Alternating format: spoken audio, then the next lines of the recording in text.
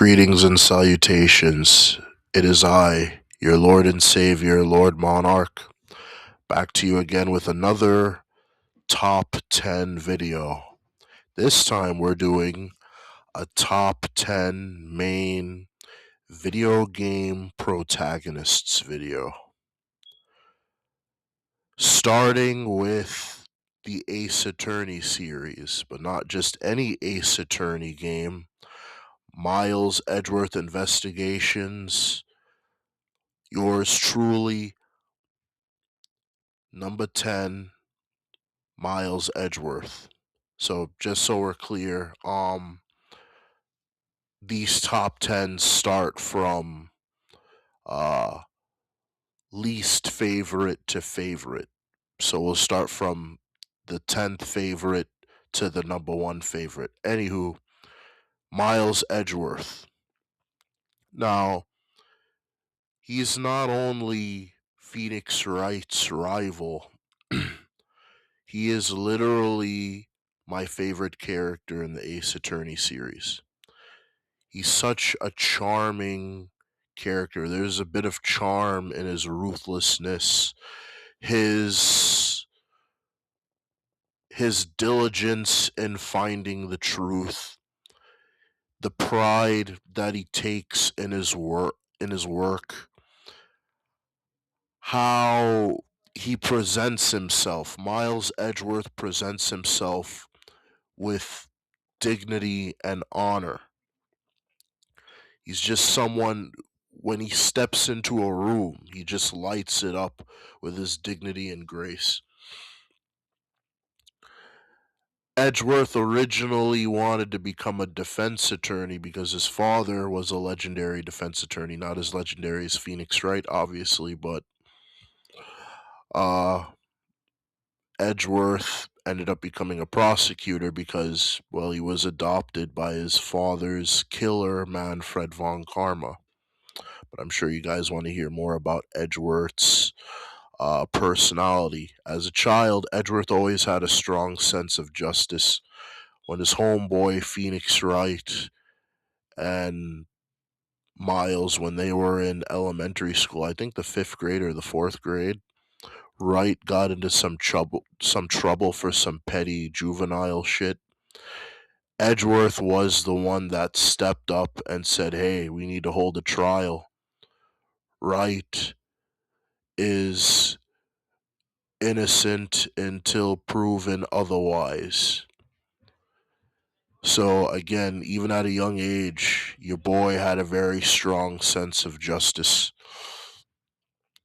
Everybody respects him in the police department. You got your boy Dick Gumshoe risking arm and limb to try to help Edgeworth gather evidence with investigations before trials begin.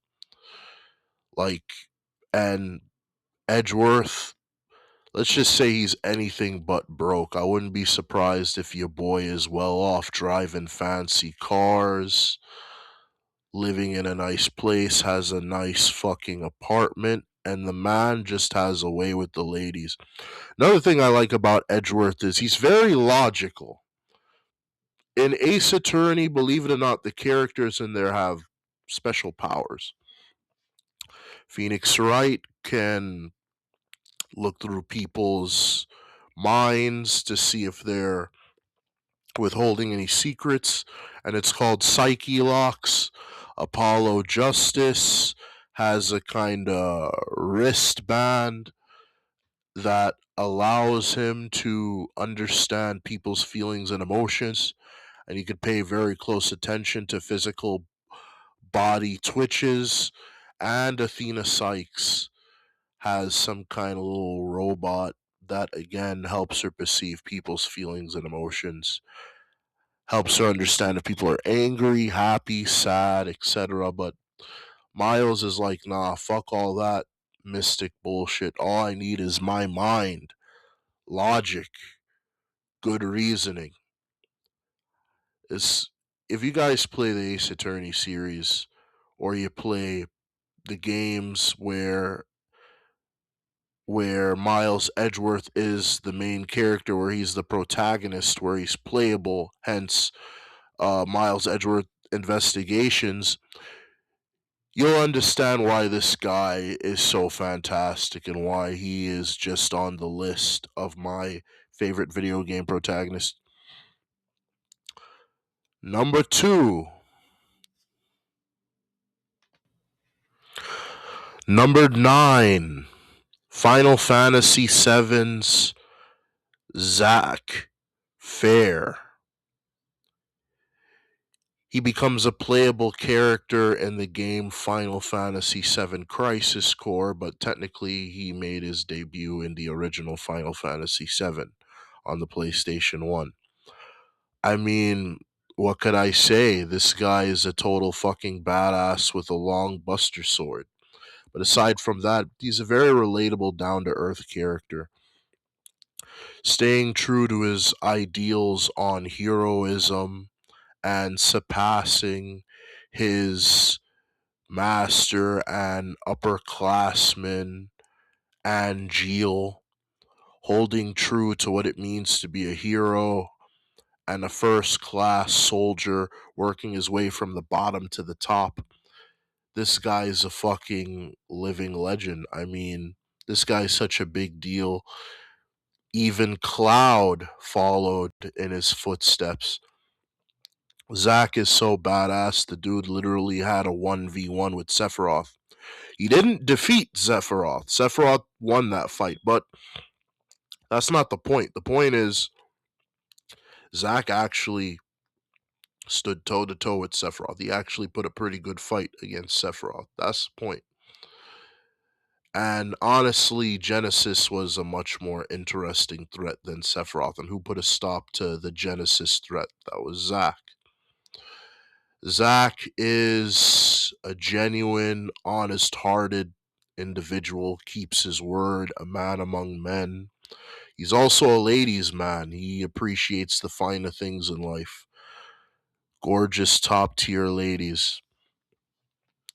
But yeah, people call Cloud the hero of Final Fantasy VII. I say fuck that. The true fucking hero is Zack. Zack. He's the true hero of Final Fantasy VII. You play Final Fantasy VII Crisis Core, you'll get a better understanding of why this guy is such a fucking badass, why he's so cool. Number 8, Red from Pokemon. I mean, come on. Like, my channel, Pokemon is a huge part of my channel. I can't make a list like this and not fucking include a fucking Pokemon character. And who better of a protagonist than Red from the original Red, Blue, Green, Yellow, Fire Red, and Leaf Green Pokemon games? The dude is practically the face of Pokemon.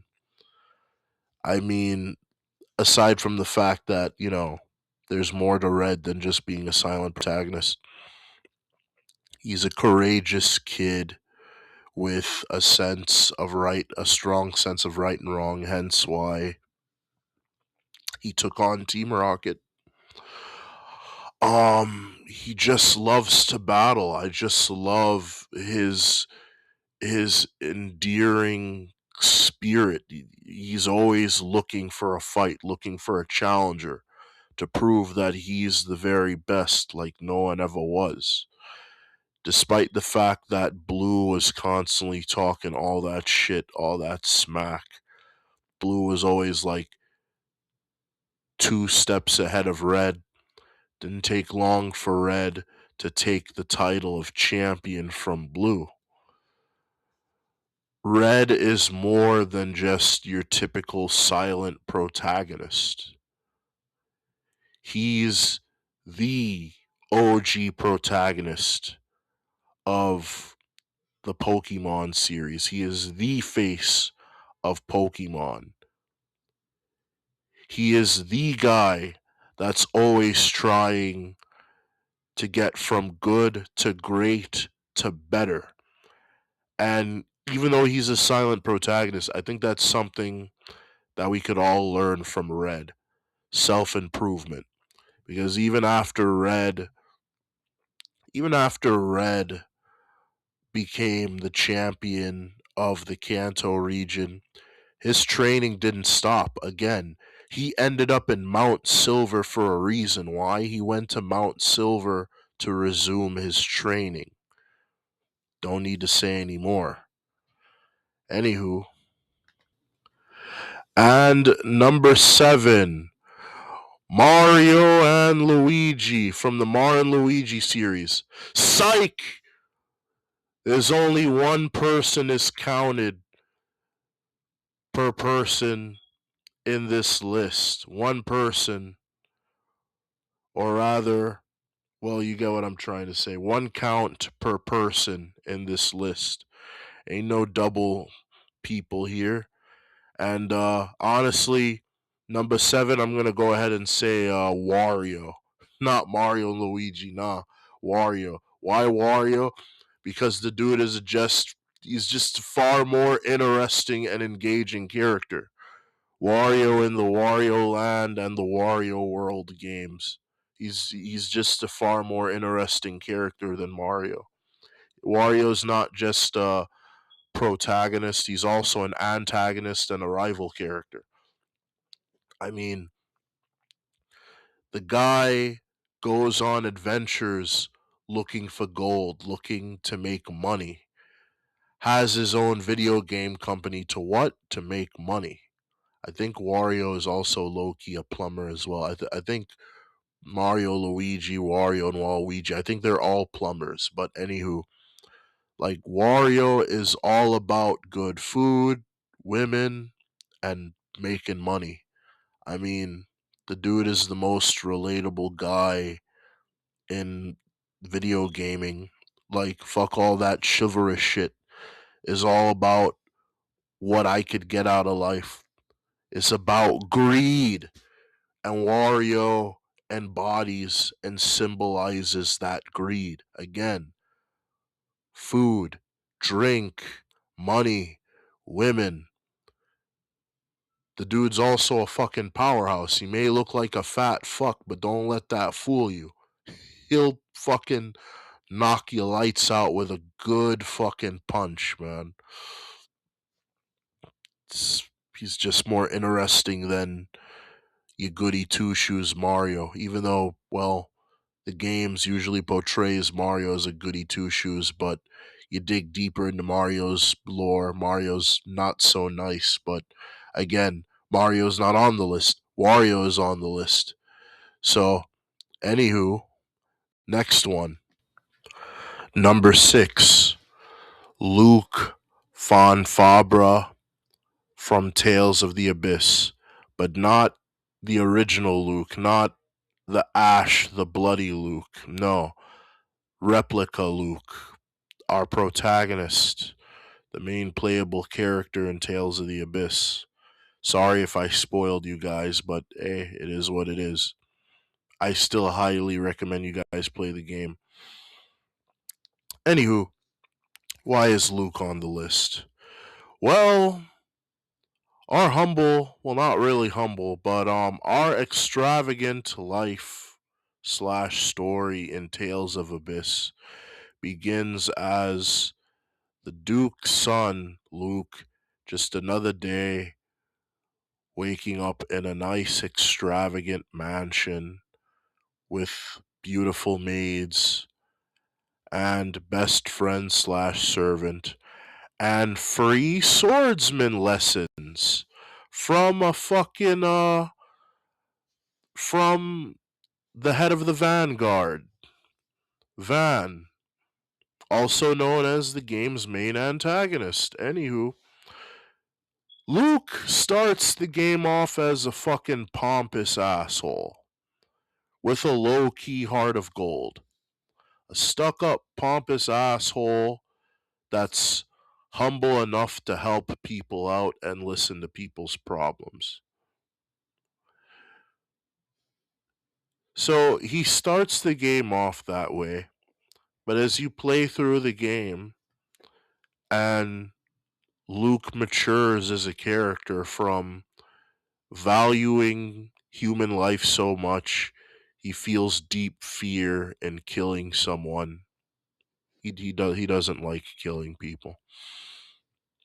That's an admirable trait. If only more people was like that. But anywho, so from going from someone that couldn't stand the sight of killing people or people dying and seeing human blood to manning up, owning to his mistakes, his actions, learning that the world doesn't revolve around him. He can't be a stuck up, petulant child forever. And the world needs him to be a hero, needs him to do right.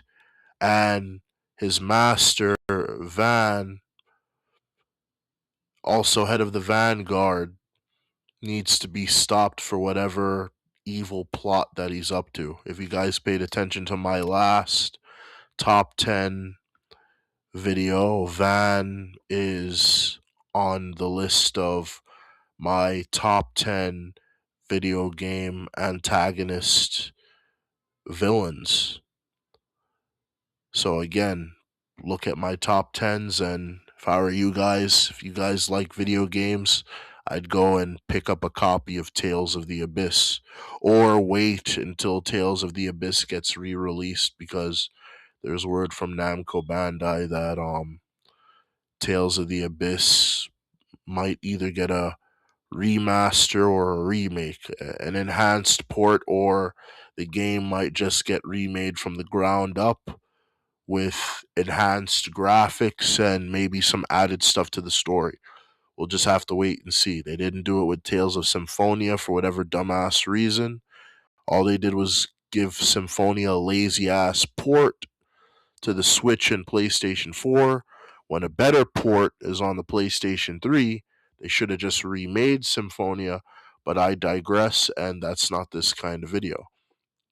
Anywho, getting back to Luke. So basically, long story short, Luke grows from being a pompous, self entitled asswipe to a humble, meek, courageous individual that goes out of his way to help people, that mans up and is just very courageous and stands up for the right thing despite how difficult it is. And honestly, another reason why I really like Luke is in the game he finds out he's a replica. He's not the original Luke. He finds out how he was made, the purpose he was there for, but despite all that, he was able to make peace with the fact that he's just a clone. He overcame it and he still stood up to his original, the real Luke, Ash the Bloody, and he still stood up to his master, Van, knowing what he knows. It didn't matter if he was a replica. It didn't matter if, even after the fight, his life force was going to deplete and he was going to go away.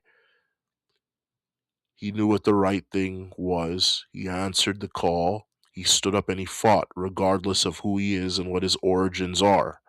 He's Luke, and nobody could take that away from him. He had a strong sense of self that he develops throughout the course of the game. Tales of the Abyss is more than just your typical characters going on a journey to save the world. It's about defying fate, tempting destiny, and having a strong sense of self and knowing who the fuck you are, regardless of what anybody else says to you. Number 5, Sonic the Hedgehog. I mean, hey, I played so many fucking Sonic games as a kid growing up. Sonic, he's that blue dude with a cool blue attitude. Guy's a fucking freedom fighter. saving critters and flickies from Dr. Eggman, fighting magical entities, deities, gods, lab experiments, giant fucking robots, fighting against all odds while running at the speed of sound or faster than the speed of sound. Gotta go fast, gotta be free. One with the wind. Sonic the Hedgehog. I want to say something quick about the anime Sonic X and the character Chris. Yeah, I know a lot of people don't like Chris as a character, but whenever I watched Chris in the Sonic X anime, I always saw Chris as like a reflection of the audience. Like, what happens if you're a kid and you got to spend time with your hero, and your hero wasn't a disappointment? No, your hero was everything you hoped they'd be and more, and you just loved being around them and spending time with them, having conversations with them, going on adventures with them, listening to their opinions, etc. And it's like that was Chris for us. Like, if we grew up with Sonic the Hedgehog, if we played, whether we played the classic Sonic games or we played the fucking modern Sonic games like Sonic Adventure 1, 2, the Sonic Advance games. And you saw Sonic running around, doing his thing, defeating Dr. Eggman, saving the animals, just him being a badass freedom fighter. It's like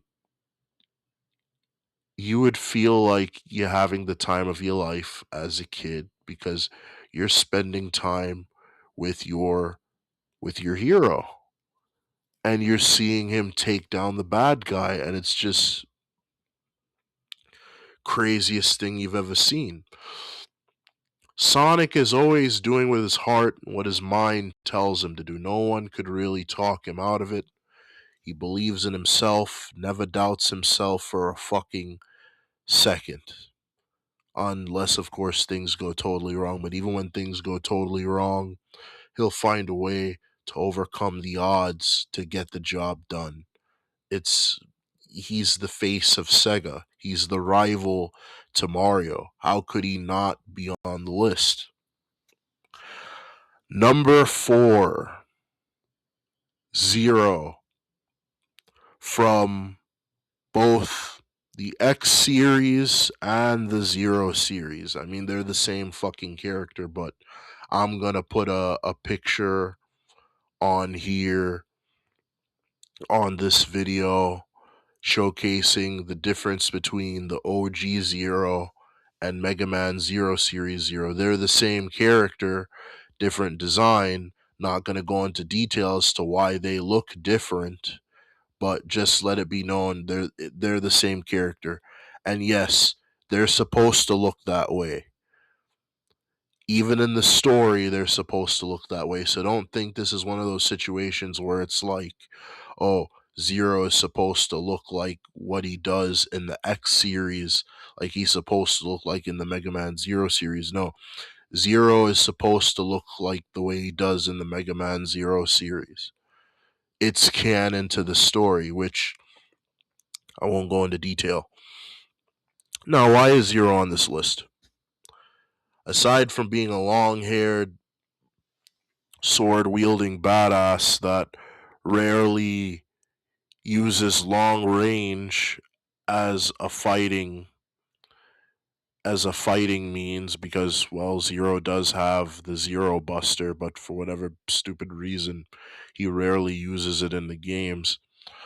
um Zero's original purpose when he was created by Dr. Wily was to be a blight on the planet, to destroy it, and also to destroy whatever it is Dr. Light built into the future. In other words, Zero is destined to fight X. But despite Zero's original programming and his design to be a god of destruction, he overcame that, chose to fight for justice instead, chose to protect both people and robot kind, or to be more specific, reploids alike. He's not as peaceful as X. Zero is more bloodthirsty than X, but Zero's a hardworking guy.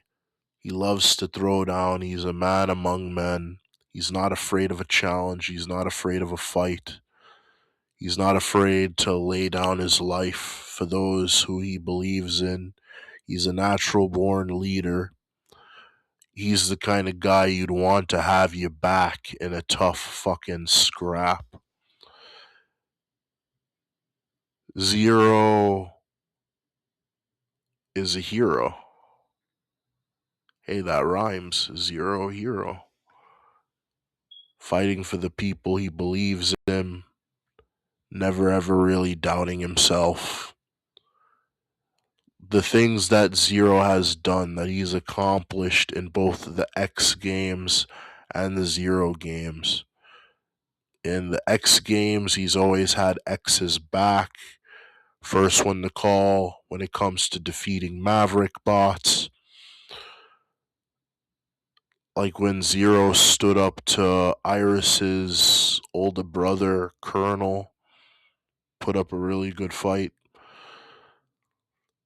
Darn tragedy that Zero had to put down Iris, but hey, I think despite the fact that Zero feels deep depression in putting down his lady and his lady's brother,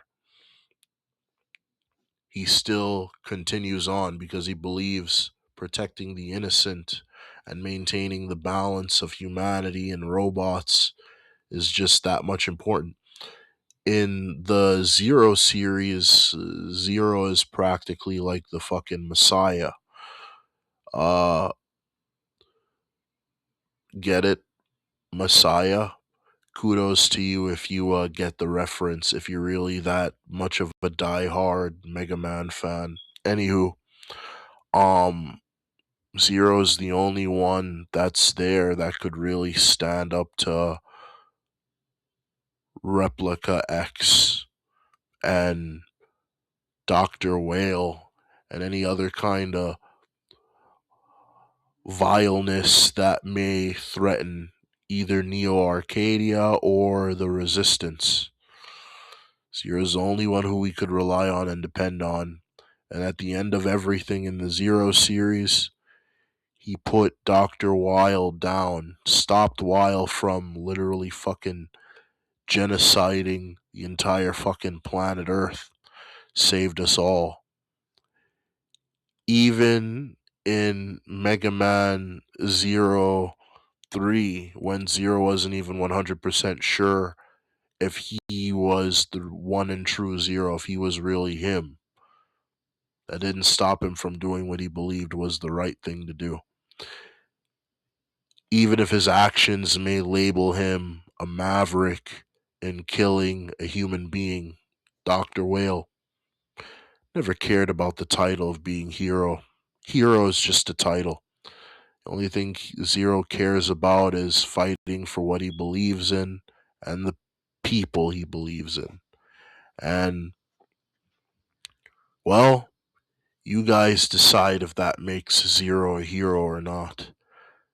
To me, it makes him more of a vigilante. But vigilantes are pretty badass. They're pretty cool. Anywho, number 3, X, from the Mega Man X series. I mean, what do I need to say? X is a hero. X is a peacekeeper. X, he's the bridge between humanity and robots. X is a pacifist. He does not like violence. But despite his heavy disdain for violence, X will do what he needs to do to protect the peace, to protect people and Reploids everywhere. I think it's because X is a pacifist. I think it's because he hates and he's afraid of violence, yet, despite his disagreement with violence, his fear of harming others, the fact that he's ready, willing, and able to step up and fight maverick bots, regardless of how he's feeling, that makes him a hero. And honestly, we need a lot of people like that in the real world. People that are pacifists.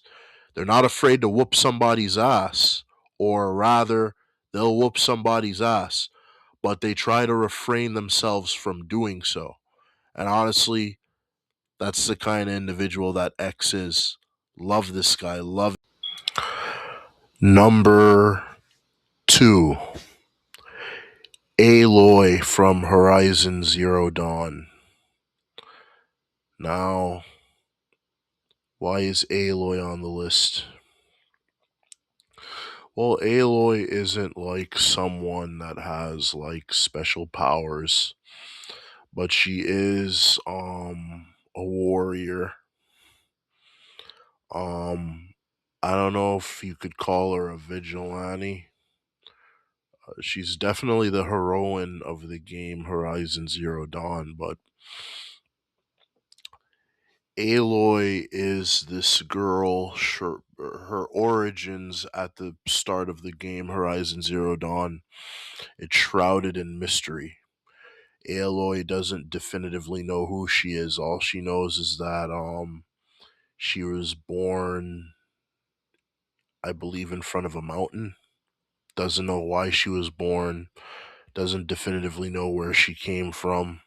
Not gonna go into too much detail about Aloy's origins because I don't want to spoil the game. I would rather you guys I'd rather you guys play Horizon Zero Dawn yourselves.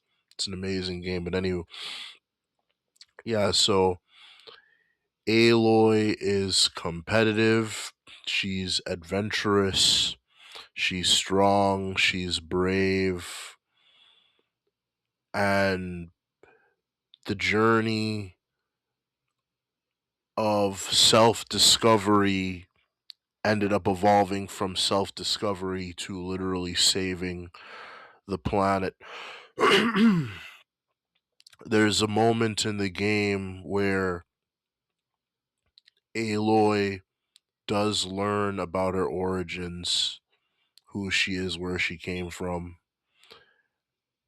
And then there's also moments where she's not fully sure about who she is, just before she finds out who she is. But despite all the self doubt Aloy goes through, she just she just continues on. She braves all of the trials and tribulations. She overcomes the odds, the self doubt, and she pursues the truth. And she does what needs to be done. Because if she doesn't do it, who else is going to do it? And no matter how dark or how creepy the truth is, you just got to go for it because it's the truth. It's there. Um, Aloy is also a liberator of captives and slaves. Aloy is honestly, she's just a very interesting, engaging, strong female protagonist. And you don't really get that in like ever. We don't really have a lot of genuinely strong, brave, courageous, exemplary, leader like female protagonists in like games, animation, shows, movies, comics. They're there, but they're always outnumbered by men. And Aloy, to me, she just stands out from most people. Another thing about Aloy is she's not afraid to get her hands dirty. She's also a tactician. Very clever, quick on her feet. She's also very merciful, very humble as well. You guys go and play Horizon Zero Dawn. I'm telling you, you're going to love the character and you're going to love the game even more. Now, number one on the list. And I would be fucking surprised if any of you motherfuckers is aware of this character or this video game series. Kat, aka Queen Alua from Gravity Rush.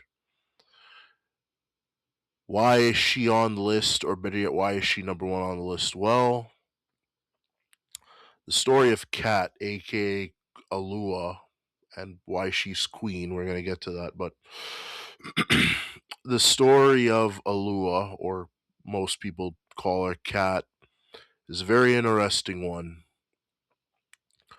A girl shrouded in mystery, doesn't really know where she is, doesn't know how she got there, suffers from amnesia.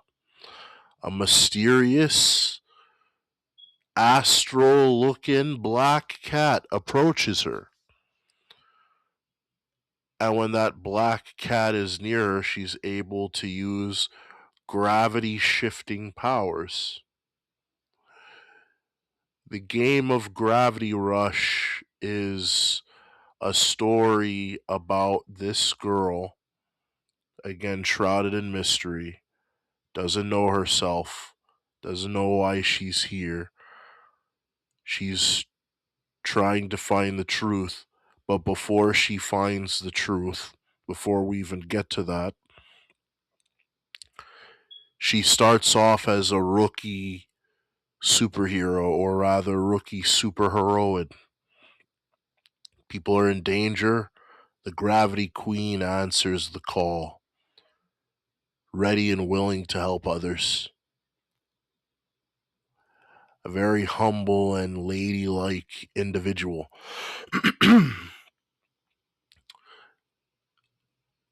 Alua is very perky. She's very energetic, very helpful, ladylike, humble, also very playful, very interesting character.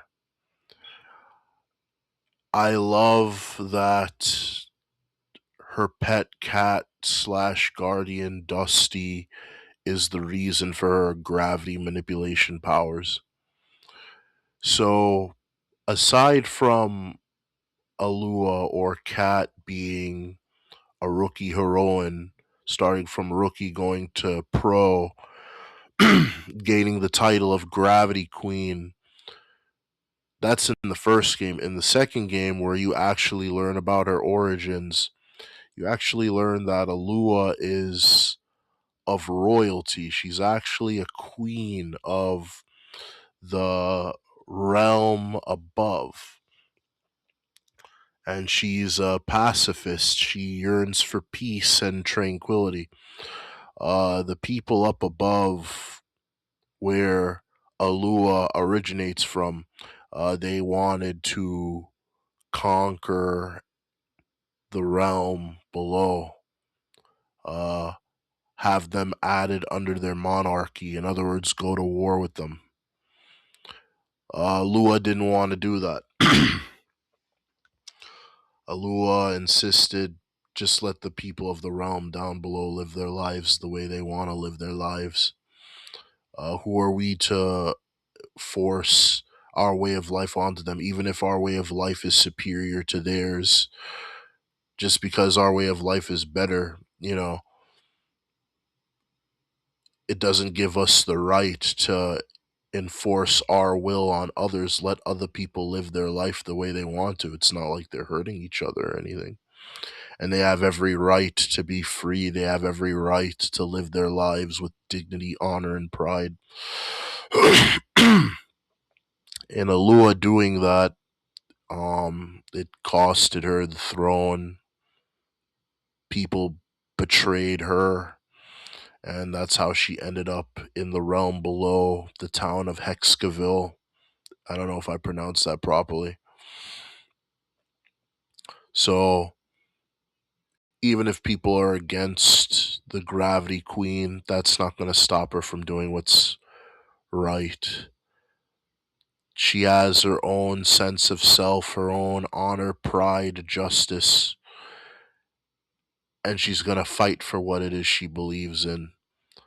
She is just such an interesting and engaging character.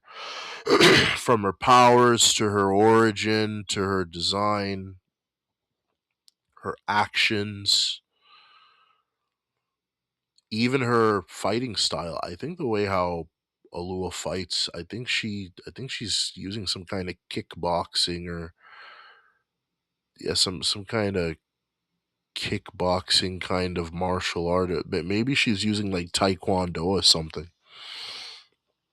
She looks like she's using some kind of martial art that focuses on kicking, and what kind of martial art focuses on kicking? Taekwondo.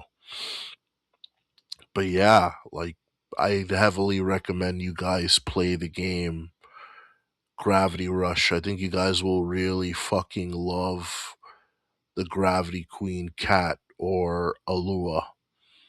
And sorry if I spoiled it for you guys, but even though I spoiled, that part, still heavily recommend you should play the game. It's not like the entire game is spoiled. Gravity Rush 1 and 2 is heavily recommended that you guys play the game. Alua's just, I don't know what to tell you, she's an amazing character. So yeah, that's my top 10 list. If you guys seen my thumbnail, there's also other video game protagonists that I wanted to add to the list, but they couldn't fit. There's Fox McCloud from Star Fox. I fucking love Star Fox. I love Fox McCloud. He's on my list of favorites. Not couldn't make it in the top 10. Honestly, it was either Fox McCloud or Sonic the Hedgehog, and Sonic has more games. I've played more Sonic games, and although Fox McCloud is such a fascinating and engaging character, and I would have loved to add him on the list, just couldn't.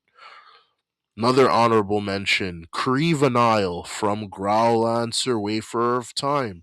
You guys are probably wondering, what the fuck is this game and who the fuck is that character? Who the fuck is Crevenile?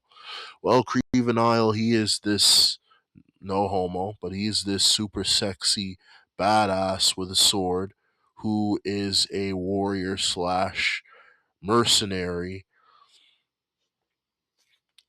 helps lead his small little group of heroes and heroines fighting to save the world. But before we even get to that, guy literally deadass got betrayed by uh the military, the government in one of the countries in the game.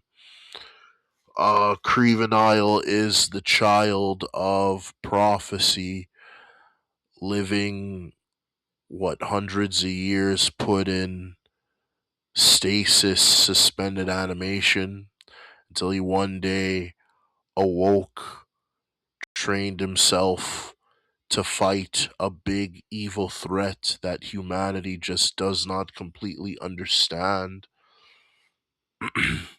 But yeah, he's more than just a silent protagonist. The Crevenile, he's a natural born leader. He's really strong, very courageous. He's a fucking ladies' man, sexy badass.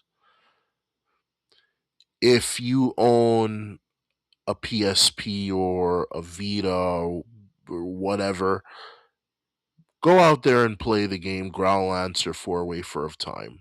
You'll love Grievenile's character. You'll love the game. It's really fucking good. It's one of those hidden gems. Highly recommend you fucking play the game.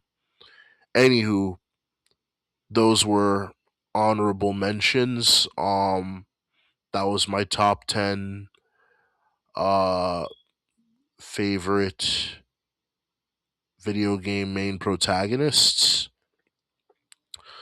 Uh, let me know in the comment section below, what is your top 10 list? Do you like my list? Do you agree with my list? Do you find my list interesting? What are your thoughts on my list? Furthermore, um, like, comment, subscribe, and let me know if you guys want to see a top 10 female character, female video game characters, the most baddest, sexiest, attractive female video game characters list. A top 10 of that, and I'll let you guys know what my top 10 female video game honeys looks like. But only if you guys want it. You guys gotta watch the video from start to finish. You gotta hit that like button. You gotta comment. You gotta subscribe. Let me know if you want that video. Anywho, this is Lord Monarch signing off. Farewell, my loyal subjects. Till next time.